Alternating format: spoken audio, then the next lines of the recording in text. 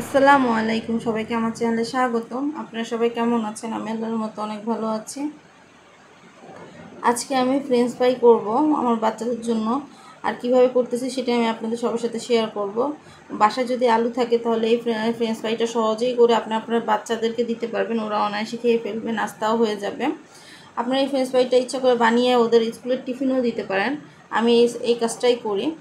এই যে দেখেন, আমি আলুগুলোকে প্রথমে ছিলে নিছি, নেওয়ার পরে আমি আমার মতো করে সাইজ করে কেটে নিছি। আপনার ইচ্ছা মতো চার কোণভাবে কাটতে পারেন। আসলে ওভাবে করে কাটতে গেলে আলুর দুই পাশে হালকা হালকা করে কেটে নিতে হয়, আলুগুলো অপচয় হয়। সেজন্য আমি আর কোনো কিছুই এত সাইজ করে নিই। আমি আমার মতো সম্পূর্ণ আলুটা নিয়েই এভাবে লম্বা করে পিস করে নিছি। নেওয়ার পরে আমি এখানে এক পাতিল গরম পানি বসাই দিছি। গরম পানিটা যখন একটু গরম হয়ে আসবে তখন এখানে পরিমাণ মতো লবণ দিয়ে দিব। দেওয়ার পরে যে আলুগুলোকে আমি কেটে রাখছি ওই আলুগুলোকে আমি পানির মধ্যে দিয়ে দিব। দিয়ে দেওয়ার পরে হালকা হালকা সিদ্ধ করে নিব। আলুগুলোকে বেশি সিদ্ধ করা যাবে না, কারণ বেশি সিদ্ধ করলে দেখা গেছে যখন এটা আমি আবার তেলে ভাজবো, তেলে ভাজার সময় দেখা যাচ্ছে আলুটা লম্বা আকারটা হালকা হালকা ভেঙে যাওয়ার সম্ভাবনা থাকবে। তারপরে এগুলোকে আমি চালনিতে ঢেলে নিব গরম পানিগুলো। তারপরে আবার আরেকটা পাতিলে আপনার তেল দিব একটু পরিমাণ মতো। তেল দেওয়ার পরে যে আমি সিদ্ধ করছি আলুগুলোকে, ওগুলোকে আমি আবার হালকার উপরে ভেজে নিব। এটা অত বেশি ভাজা লাগবে না, কারণ দেখা যাচ্ছে এইটা আবারও ময়দার মধ্যে দিয়ে ভাজা হবে, সেজন্য এটা অত বেশি ভাজা লাগবে না, মানে হালকা করে একটু ভাজলেই হবে। এই দেখেন, আমি প্রত্যেকটা আলু আবার এখানে দিয়ে দিতেছি। দেওয়ার পর আমি হালকা করে ভেজে নিব।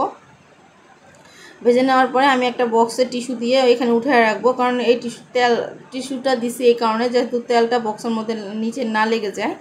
তারপরে এই টিস্যুটা যাতে তেলটা চুষে নিয়ে যায়। এই যে এইভাবে করে আমি প্রত্যেকটা ফ্রেঞ্চ ফ্রাই আমি বক্সের মধ্যে উঠে নিতেছি। যখন এই ফ্রেঞ্চ ফ্রাইগুলো ঠান্ডা হয়ে যাবে তখন আমরা এগুলোকে ডিপ ফ্রিজে রেখে দিব আধা ঘন্টা 1 ঘন্টার জন্য। এই দেখেন, আমার ফ্রেঞ্চ ফ্রাইগুলোকে আমি সম্পূর্ণ উঠায় নিছি। এখন এগুলো যখন ঠান্ডা হবে তখন আমি ঢাকনা দিয়ে আমি ডিপ ফ্রিজে ঢুকে রাখবো। ইচ্ছে হলে আপনারা 1-2 দিন এভাবে রাখতে পারেন। তারপর ডিপ ফ্রিজে ওদের যখন খেতে ইচ্ছে করবে তখন আমি আপনার ভেজে দিতে পারবেন।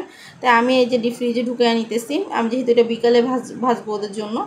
এই দেখেন, এখানে আমি ময়দাটা নিছি। ময়দার মধ্যে আমি সামান্য পরিমাণ মতো লবণ দিছি, একটু গুঁড়া মরিচ, সব কিছু দিয়ে তারপর আমি যে তেলের মধ্যে একটা একটা করে ছেড়ে দিতেছিলাম। এই যে দেখেন, প্রত্যেকটা ফ্রেঞ্চ ফ্রাই হালকা 1-2টা করে এভাবে করে হালকা হালকা করে ছেড়ে দিতে হবে, নাহলে দেখা যাবে যে ভেঙে যাবে। দেখেন, এই যে আমার ফ্রেঞ্চ ফ্রাইগুলো রেডি হয়ে গেছে। দেখতে কেমন হয়েছে কমেন্টে জানাবেন। আপনারা যদি আমার ইউটিউব চ্যানেল নতুন হয়ে থাকেন তাহলে প্লিজ আমার চ্যানেলটা সাবস্ক্রাইব করে দিবেন। ফেসবুক পেজ থেকে ফলো দিবেন, লাইক দিয়ে শেয়ার করে অন্যকে দেখার সুযোগ করে দিবেন।